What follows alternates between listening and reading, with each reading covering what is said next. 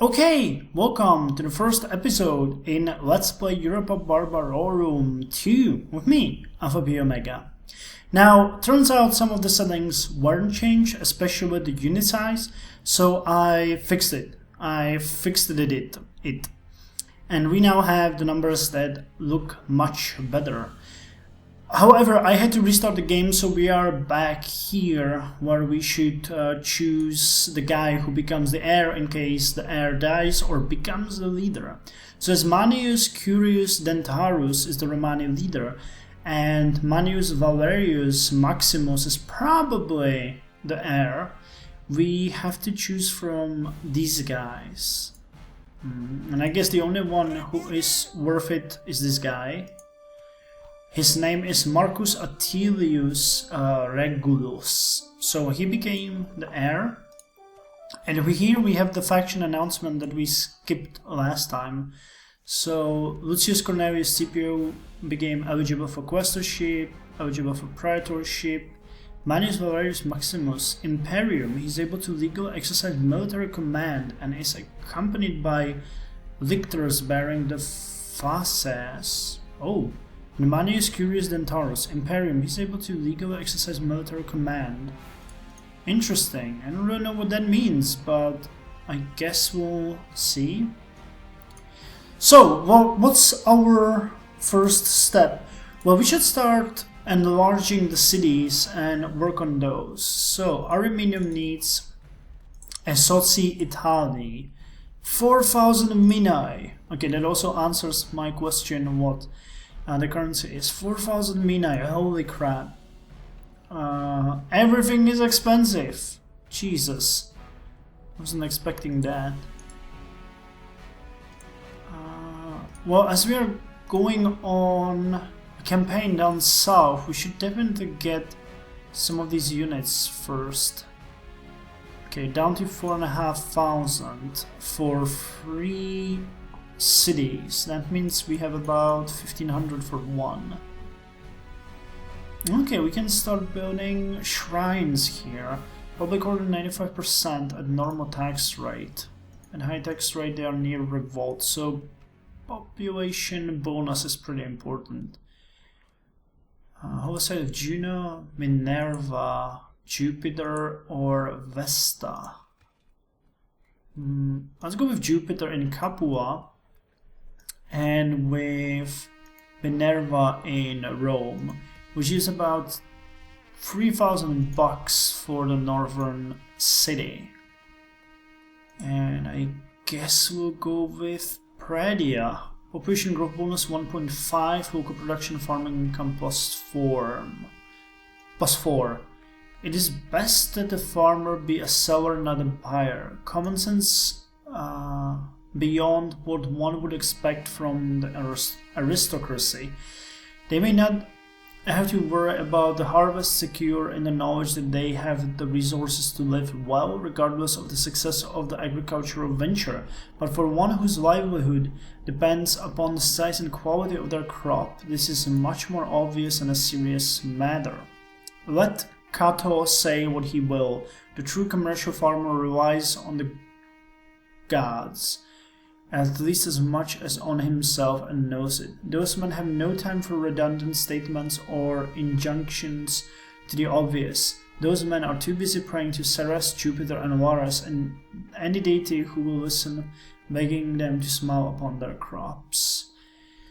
History. The Soviet farm is the first which can historically be called commercial. That is to say that it was run for the purpose of profit rather than subsistence.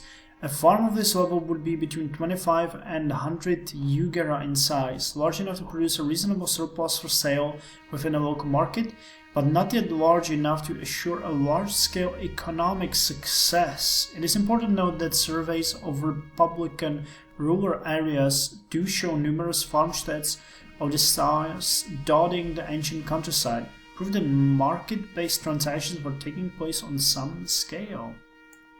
Cool, so let's build it. And Roman Capua is building... Yeah, we forgot about RP though. There's something cheaper. Field of Martial Games. Strategic fortifications.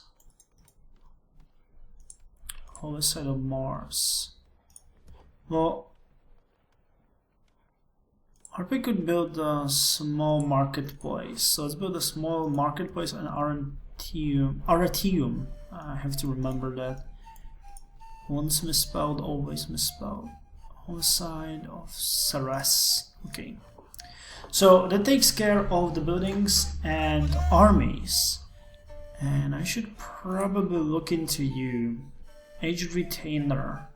Stern against Arvelia Plebeius. This man is a membership of the general body of Roman citizens, the plebeius, the traditional inhabitants of the Aventine Hill. In other words, he is not a patrician. Though equal rank by statute, in reality is still different, despite decades of struggle for equality. Under the Lex Canulea, plebeians are allowed to marry patricians, but it wasn't always so. -3 to influence.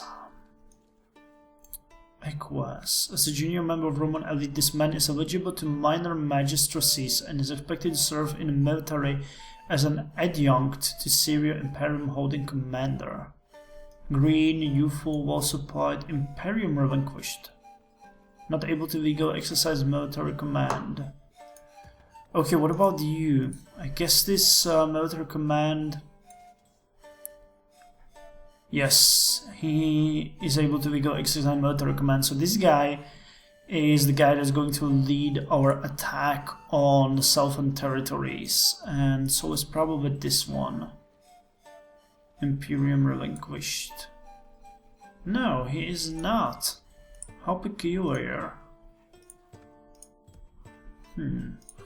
Well, anyways, I guess that's all for turn 1. I guess you can go to Capua for now, and let's see what the turn brings us. So Carthage is moving. It's good to know. Ptolemaio, just their name makes me shiver. I've met them on the battlefield so many times I cannot even count it. That is in the last Let's Play. For now, they're just a shadow of the future. No interface. A treat for those who want to make screenshots, whether for pleasure or for their after-action report. By pressing the scroll lock key, the interface disappears. After the screenshot has been taken, just press scroll lock again, and the interface will return. Actually, that works. Perfect. Unit recruitment complete. Astatis Belli. Okay, so the turn is over. I had a small technical issue there, but it's fixed now, and we got 6,182 bucks, or minae if you will, which is really, really good. I think we could invest it in future projects if we can find things that would be useful. Predi Magna, a predium indeed, but one that is magnum.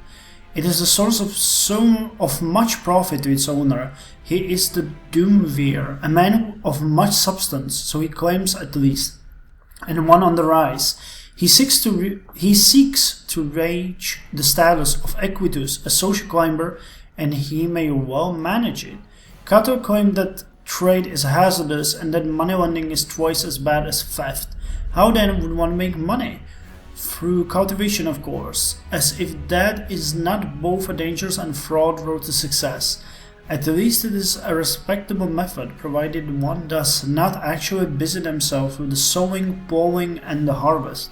That is a concern for the overseer. One must be employed, or else to the literati, writing on rural subjects they have little or less experience in pursuing. One must make their fortune respectably, otherwise there will be no chance of climbing the social ladder. This level of farm is a larger, purely commercial entity.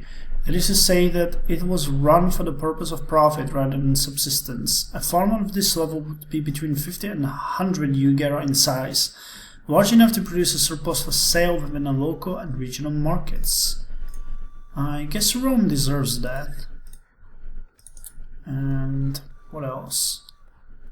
Well, there's a lot of things we could go with. Not enough places to build them. Via Strata would be great. Field on martial games. Sure, let's go with schools. We have school here and Artium. Yes. Arminium, on the other hand, will go with Semite, improved roads and trade. A sudden noise in the woods pushes the wild birds to wing. A wagon traversing the ancestral ford, heading towards the local village. But behold, a billow, a groan, unmoving the ox trains. The bubbling stream tinkles by carefree, while the exertion of the animal and his owner grows. Voices float along the rutted track, borne by circling. A wheel around the curving corners of the path. The iron-shod wheels hold firm, awaiting the uncertain aid brought by fortune. Newcomers arrive. Low words are exchanged. Efforts are redoubled. Once more the doves take wing as triumphal shouts reach the low banks, and the mellow ox begins his journey once more. The earliest attestation of road building in Latinum is on the 12 tables, the surviving text of which stipulates the acceptable standards. Where a road is straight, it shall be 8 feet in width. Where it curves, it shall be 16 feet.